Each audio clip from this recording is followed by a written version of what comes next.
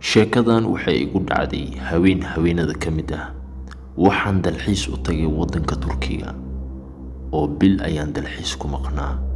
haweenada ka mid ah anigoo wareega ee waxaan arkay kalaab aad iyo aad u shidan oo dad badan ayaa buuxay.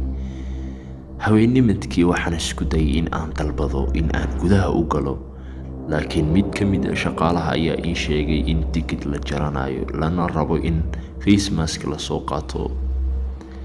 sidii ayaan gudaha u soo galay anigoo gacanta ku soo qabsaday face mask.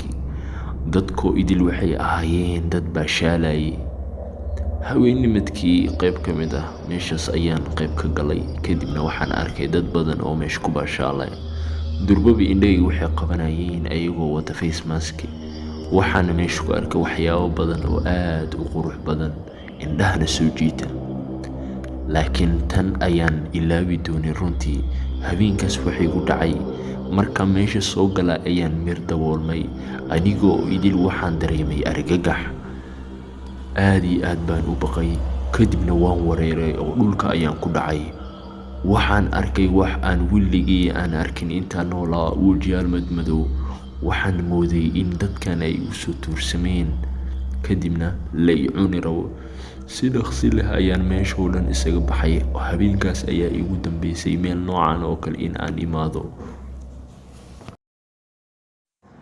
dhammaan asxaabteeda waa salaamantihiin. waayahan waan iska mashquulsanaa, laakiin hadda dib ayaan isugu soo laabanay. nala socda habeen walba hadda kadib insha Allah waxaad daawan doontaan muuqaal horror ah oo sheeko xiiso badan ah. fadlan haddii aad hadda nagu cusub tahay nagu soo biiri channelkan, subscribe saaro. haddii aad nala joogtiin mahadsanid nala soo habeen kasta.